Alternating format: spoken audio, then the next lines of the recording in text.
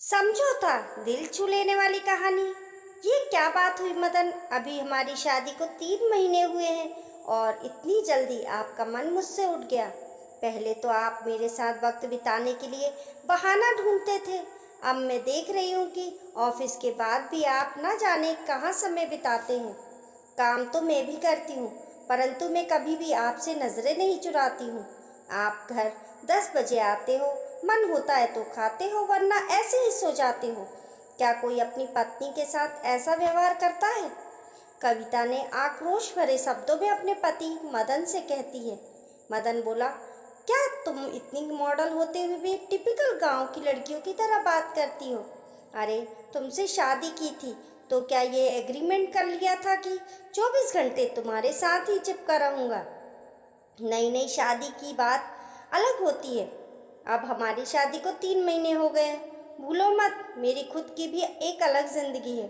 और ये तुम्हारा मुझे बार बार टोकना और आक्रोश में बात करना बिल्कुल पसंद नहीं है। मैंने कब तुम्हें अपने दोस्तों के साथ घूमने से मना किया है? इतना कहकर मदन अपनी बाइक लेकर फिर से घूमने निकल गया। तभी दूसरे कमरे से कविता की सास भारती जी बोली, बहू मर्द पर कभी लगाम नहीं लगाई जाती है। अरे, वह अपनी मर्जी का मालिक है। अगर घूमता फिरता है तो तुम्हें क्यों दिक्कत होती है? तो तुम क्या चाहती हो कि मेरा बेटा तुम्हारे पल्लू से बंधा रहे? लड़कियां नहीं है कि इधर उधर भटक जाए और हमारी इज्जत खराब करेगा। तुम तो बस घर गृहस्थी संभालो, मेरा बेटा खुद ही संभल जाएगा। कविता बोली, मम्मी जी, मैं काम में व्यस्त रहती हूँ। इसका मतलब ये नहीं कि मुझे दिखाई नहीं देता। और कहाँ लिखा है कि हर बार बहू की ही गलती होती है? क्या कभी बेटा गलत नहीं हो सकता?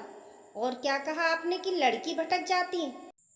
अरे, लड़की भटकती नहीं बल्कि लड़के उसे भटकाते हैं। मुझे तो ये समझ में नहीं आता कि ये कैसी मानसिकता है कि लड़की माँ बाप की इज्जत खराब करती और बेटा नहीं। कौन जानता है कल को अगर आपके बेटे ने कुछ उल्टा सीधा काम किया और आपका नाम खराब हुआ तो फिर ना कहना कि सचेत नहीं किया। इतना कहकर कविता अपने कमरे में चली गई। कविता की शादी के शुरू शुरू में सब कुछ ठीक था, परंतु पिछले महीने से मदन का व्यवहार तुरंत ही बदल गया। जिसे एक पत्नी की नज़र देख भी रही थी और महसूस भी कर रही थी, पर बिना सबूत के कविता कुछ भी करना नहीं चाहती थी। समय धीरे धीरे बीत रहा था। कविता ने अपने माता पिता को भी बताया। उन्होंने कहा कि जब तक कोई पुख्ता सबूत ना हो तुम किसी पर उंगली मत उठाना। हाँ, जब सच्चाई तुम्हें पता चल जाए तो अपने कदम पीछे भी मत खींचना। हम तुम्हारे साथ हैं। कविता ने नज़र बनाए रखी और वो हुआ जिसकी किसी ने कल्पना भी नहीं की थी। एक दिन जब मदन दफ्तर से लौटकर आया तो घर में सिपाहियों को देखकर हैरान था। क्या बात हुई? घर में पुलिस क्यों आई है? क्या चोरी हो गई है? अरे, बताती क्यों नहीं हो? बुत बनकर क्यों खड़ी हो? वहीं खड़े दरोगा ने कहा, अच्छा तो मदन आप हैं। आप ये सवाल अपनी पत्नी से क्यों कर रहे हैं? मुझसे पूछिए, मैं आपको बताता हूँ। आपके खिलाफ आपकी पत्नी श्रीमती कविता जी ने एफआईआर दर्ज करवाई है। मदन हैरानी से बोला, एफआईआर? मगर क्यों, किस लिए? कविता से क्या कह रहे हैं? और ये क्या मजाक लगा रखा है? मैं कुछ पूछ रहा हूँ, जवाब क्यों नहीं दे रही हो? मदन आक्रोश से लाल निगाहों से कविता की तरफ करके बोला।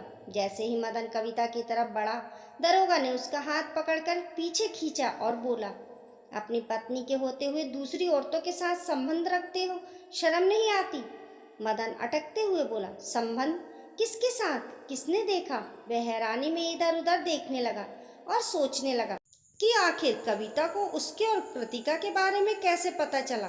दरोगा बोला, मदन बाबू, किस किस से पूछेंगे? सारे शहर ने देखा है। तभी तो आपकी पत्नी ने आपके खिलाफ कंप्लेंट की और हमें फिर दर्ज करनी पड़ी।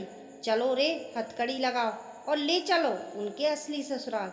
थोड़ी खातिरदारी हम भी करें, दरोगा हवलदार से बोला। दरोगा मदन को अपने हाथ से ले गए। वहीं कविता चुपचाप खड़ी रही। भारती जी दरोगा के पेड़ पड़ रही थी और कह रही थी, मेरा बेटा ऐसा नहीं है, जरूर मेरी बहू के मन में कुछ चल रहा है, तभी तो वह मेरे बेटे को फंसा रही है। आप ही सोचिए दरोगा बाबू, कोई नई नई दुल्हन अपनी पत्नी के खिलाफ पुलिस में जाएगी? अरे बहू, कुछ कहती क्यों नहीं हो? पूरे मोहल्ले में हमारा नाम खराब हो जाएगा। कविता ने एक शब्द नहीं कहा, पर चुपचाप अपनी जगह पर खड़ी रही और पुलिस वाले मदन को लेकर चले गए।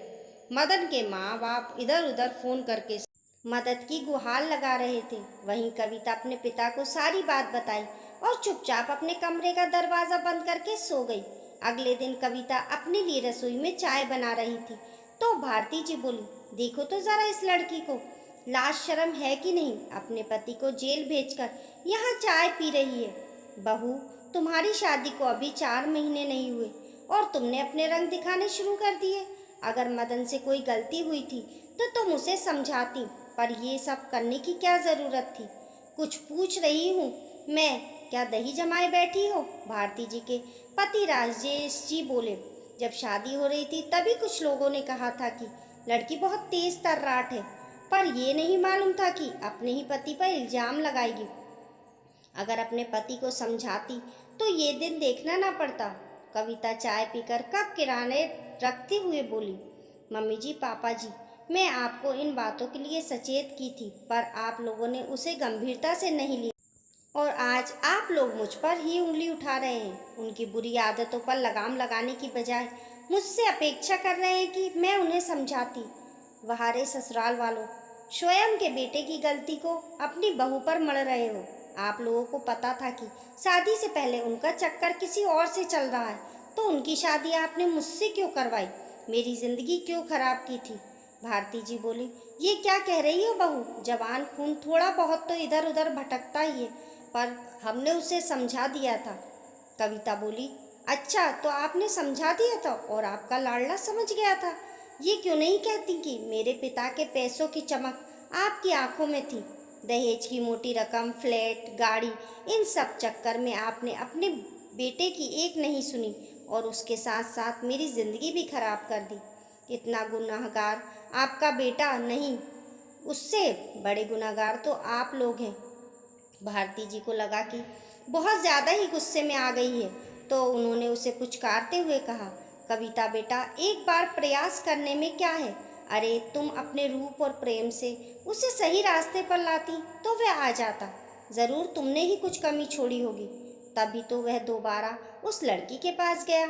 थोड़ी देर में खबर आग की तरह फैल गई। मदन की बहन पूजा और बहनोई कबीर जी भी वहां पर आ गए और सभी कविता पर ही गुस्सा कर रहे थे। कविता गुस्से में खड़ी हो गई और बोली, मम्मी जी, एक बात बताइए, अगर मेरा संबंध नंदोई जी के साथ होता तो आप और आपकी बेटी मुझे क्या सलाह देती? पूजा बोली, हे भगवान, मम्मी देखो कैसी बेशरम औरत है, खबरदार जो मेरे पति की तरफ नज़र भी डाली। कविता मुस्कुराकर बोली, अपने पर बात आई तो मिर्ची लगी। ननंद रानी, अगर मान लीजिए ऐसा होता तो क्या लो, आप लोग मुझे इस घर में वही सम्मान देते जो आज आप अपने भाई और आप अपने बेटे के लिए मुझसे मांग रही हैं। किसी के पास कोई जवाब नहीं था। वहीं कबीर बाबू पूजा के धीरे से कान में बोले, भाभी बात तो सही कह रही है। पूजा ने आंखें दिखाई तो कबीर बाबू चुपचाप एक किनारे खड़े हो गए। भारती जी बोली, ठीक है, मेरा बेटा खराब है, हम सब खराब हैं।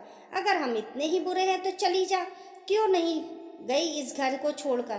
कविता मुस्कुराते हुए बोली, मम्मी जी, शायद आप भूल रही हैं, ये फ्लैट मेरे पापा ने शादी में मुझे खरीद कर दिया था।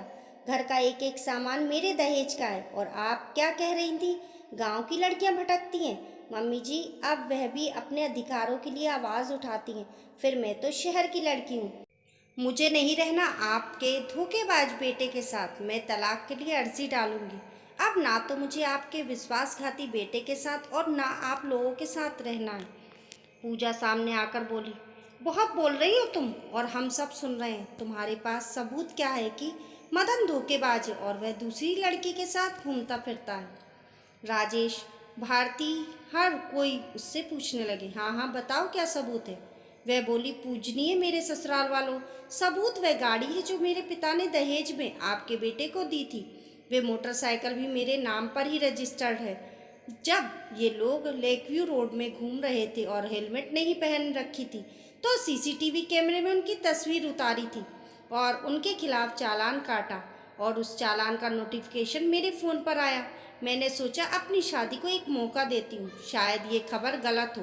पर जब आरटीओ ऐप पर जब गाड़ी का नंबर डाला तो सारा चिट्ठा सबूत के साथ सामने आया।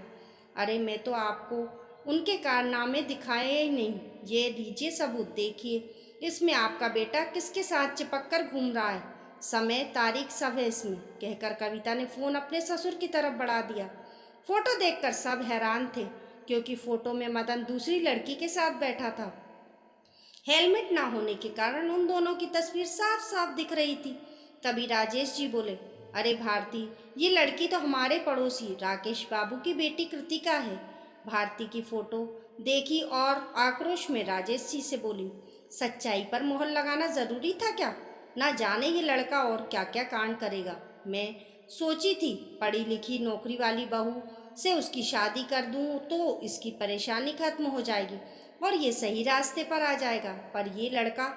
अब चलो यहाँ से, मेरा मुंह क्या देख रहे हो? फिर बेटे को कोसते हुए दूसरे कमरे में चली गई।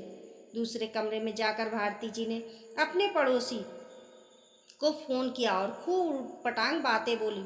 अरे बेटी अगर संभल नहीं रही है तो किसी और के पल्ले बांध देते, मेरे बेटे को फंसाने की क्या ज़रूरत थी? कितनी मुश्किल से उसे रास्ते पर लेकर आई थी, पर तुम्हारी बेटी है कि उसका पीछा ही नहीं छोड़ रही है। उधर से आवाज़ आई, अपने बेटे को क्यों नहीं संभालती हो? खुले बेल की तरह छोड़ रखी हो। अरे इतनी गुणवंती और रूपवती पत्नी को छोड़कर दूसरी लड़कियों पर नज़र डालता है। खराब तो आपका बेटा है जो मेरी बेटी को बहला रहा है। दोबारा मेरी बेटी के आसपास नजर आया तो उसकी टांगें तुड़वा देंगे। कबीर बाबू बोले, माताजी बुरा मत मानिए, पर जब अपना ही सिक्का खोटा हो तो दूसरे को दोष नहीं देते। साले साहब ने बहुत गलत किया। आप तो जानती हैं आजकल का कानून बहुत कड़क है और पुलिस तो उससे भी ज़्यादा सख्त है। ना जाने उनकी कितनी कुटाई की होगी। अगर कोई रहम कर सकता है तो वह है भाभी जी। रिश्ता रखें ना रखें, पर कम से कम साले साहब की हड्डियां तो ना टूटेंगी।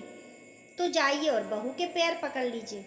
पूजा कबीर बाबू से बोली, ये किस तरह मेरी माँ से तुम बात कर रहे हो? कबीर बाबू ने पूजा को एक थप्पड़ दिया और बोला, खबरदार, अपना भाई निकला 2 नंबर का और पति को अपने वश में करना चाहती हूँ। अरे जिनके घर शीशे के होते हैं वे दूसरे के घरों पर पत्थर नहीं फेंका करते। घर चलो चुपचाप। इतना कहते हुए कबीर बाबू पूजा का हाथ पकड़े और वापस घर ले आए। कविता के माता पिता भी वहां आए। भारती जी और राजेश ने उन्हें भी समझाने की असफल कोशिश की। उन्होंने साफ साफ कहा, हमने बेटी की शादी इसलिए नहीं की थी कि आपका बेटा और आप लोग उसे धोखा दें और वह समझौता कर ले। आप लोग अपने बेटे की गलती को सुधारने की जगह दूसरे की बेटी को समझौता करना सिखा रहे हैं। हर बार लड़की ही समझौता क्यों करे? भारती जी कुछ कहती उससे पहले कविता की माँ बोली, अब बस बेहतर होगा कि आप लोग इस घर को खाली कर दें। मेरी बेटी अपने तरीके से अपनी जिंदगी की नई शुरुआत करेगी। अब वह इस रिश्ते में नहीं रहेगी। जहाँ भरोसा ना हो वहाँ औरतों का सम्मान नहीं होता। आखिरी बार शाम तक राजेश जी और भारती जी को बहू का घर छोड़कर अपने पुराने मकान में जाना पड़ा। कुछ समय बाद कविता ने मदन से तलाक लिया और अपनी नई जिंदगी की शुरुआत की। समय बीता, मदन लौटकर घर आया, माँ बाप से माफ़ी मांगी और अकेले जीवन जीने लगा। भारती जी बेटे के दुख से दुखी थी तो राजेश जी बोले, जैसी करनी वैसी भरनी। हमने तो इसे समझाने की कोशिश की थी, कहीं ना कहीं गलती हमारी है। हमने उम्मीद दूसरों की बेटे से क्यों लगाई? अपने बेटे की गलती क्यों नहीं देखी? सच ही तो कह गई कविता। ज़रूरी नहीं हर बार बहू ही गलत है, बेटा भी गलत हो सकता है। समय के साथ साथ कविता अपने जीवन में आगे बढ़ गई, पर मदन वहीं ठहर गया, क्योंकि हर बार दाग चांद पर ही क्यों लगे, कभी सूरज की भी तो ग्रहण लग सकता है। जैसी अच्छी बात फैलती है वैसी बुरी बात फैल गई। कोई भी माता पिता अपनी लड़की का रिश्ता ऐसे लड़के से क्यों करना चाहेंगे जो भरोसे के काबिल ना हो। दोस्तों, आपको ये कहानी कैसी लगी? पसंद आने पर लाइक और शेयर करें। ऐसी ही अच्छी अच्छी कहानी के लिए चैनल को सब्सक्राइब करें। मिलते हैं फिर एक नई कहानी के साथ। तब तक के लिए नमस्कार।